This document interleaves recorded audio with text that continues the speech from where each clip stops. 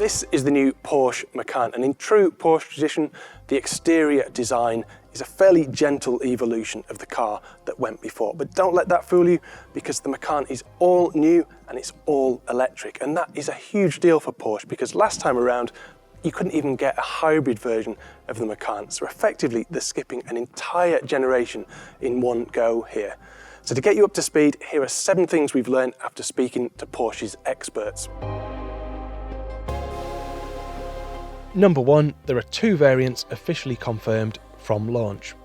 There are 2 models available for launch, the Macan Turbo and the Macan 4. So the 4 kicks things off with 402 brake horsepower, but that's almost where the Macan GTS of today peaks. That's 5.1 seconds 0 to 62 and 138 miles an hour flat out. But the Turbo, that amps it up to 630 brake horsepower, 3.3 to 62 and 163 miles an hour flat out. And Porsche is keen to point out these are reproducible, best-in-class performance figures, so it should keep doing those figures time and time again.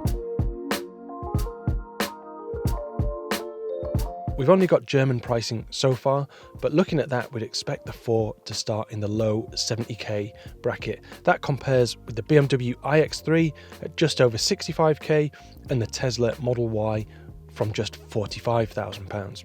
The Turbo, meanwhile, is likely to be around £95,000. No doubt we'll see familiar badges like GTS and T reappearing somewhere down the production run, but given the entry level is called the Macan 4, then maybe we'll see a rear-wheel drive version slotting in at the bottom of the range sometime in the future. Number 2, the platform is not shared with the Taycan. So the Taycan was Porsche's first electric car. It was a huge investment, but the Macan doesn't share anything with the Taycan on its platform. Instead, it's based on a new platform called PPE. That's been jointly developed with Audi, and it stands for Premium Platform Electric. While the platform is different, the battery construction and power electronics are similar to the Taycan, and the Macan also uses an 800-volt architecture, which means smaller cables for less weight, more packaging space, plus shorter charge times. In fact, like the Taycan, the Macan can charge at up to 270 kilowatts, which means a 10 to 80% charge in around 21 minutes. It doesn't have the Taycan's charging booster though, so if a charging station uses 400 volt technology, the Macan deploys something called bank charging. It's basically a hack that tricks the station into thinking the battery is 2 400 volt batteries, and that's more efficient. Number 3, it's good for over 383 miles of range.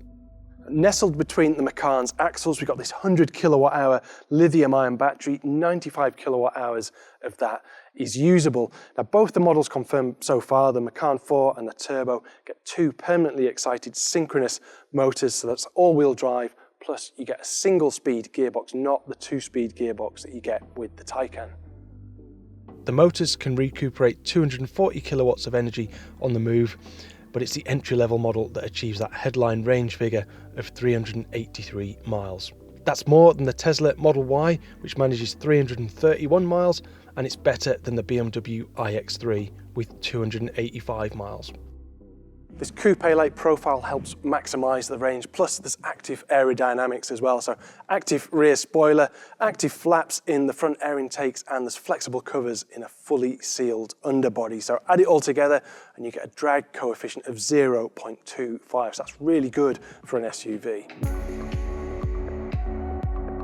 It's more practical than the last Macan. So we've got these frameless doors that go with the coupe profile, and if I jump in the back here, you'd think maybe that's not the most practical sort of shape for an SUV, and it isn't. But saying that, I've got loads of headroom in here, and I've set that seating position for my driving position, so I'm 6'1", and I've still got knee room to spare back here. And that's partly because the wheelbase is stretched versus the outgoing car by 86 millimeters, so that's absolutely huge. Despite there being a battery under the floor, Porsche's worked really hard to get you sitting lower as well. They managed the packaging on these seats really well, so you sit 28 millimeters lower in the front and 15 millimeters lower in the back. As well as the wheelbase being longer, the new Macan is bigger in every dimension than the car it replaces.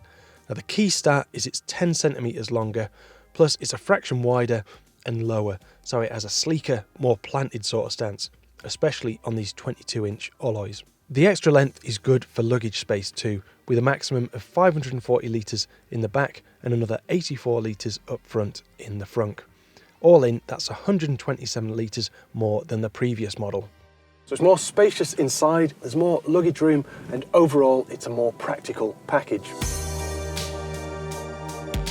Number 5, it should drive like a Porsche.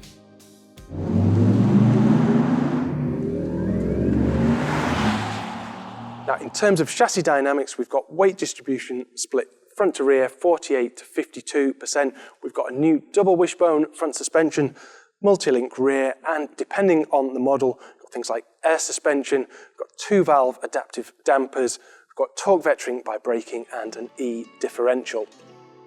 Rear wheel steering is new to the Macan, and that should help some of the lazier feel of a longer wheelbase. Like the Taycan, all-wheel drive is fully variable, but this time it's faster reacting. Like all EVs, this chassis does have quite a lot of mass to deal with, so 2.1 to 2.2 tonnes depending on the model. That's about 300 kilos more than the outgoing Macan, but promisingly 570 kilos of that is in the battery. That's nice and low between the axles, and if it can bring some of that Taycan magic to the SUV segment, it should drive very well indeed. Number 6, the inside is a bigger leap than the outside. So the infotainment system is clearly inspired by the one in the Taycan and also very familiar from the newly updated Cayenne. So ahead of me here, we've got 12.6-inch fully digital display that you can configure. So the view here is more of a classic sort of view, more like the analog dials if delivered digitally, but I can scroll through various settings here. So if I just scroll this one down, you go from a setting for speed through various functions, including the map. And then to my right here, this is very similar to the Cayenne again, but it is a slightly smaller screen, 10.9 inches, with this logic here of setting your sat-nav, music and phone calls and so on. So Android operating system. Now in this car we have got the optional passenger display, so they can change the sat-nav and the music and make phone calls from there, etc. But what I'm really happy about, despite all the screens, we've still got these physical controls for the climate control. Number 7, you will still be able to buy a petrol Macan. Porsche sold almost 100,000 units of the existing Macan in 2022, so perhaps mindful and not throwing the baby out with the bathwater, it's going to keep selling it for a few more years yet. But finally, we're going to get to drive this new all-electric one in spring. So keep an eye out on all the usual car magazine channels, the website, the magazine, YouTube, etc., etc., and see if this car can do what the Taycan achieved and become the best car in its class.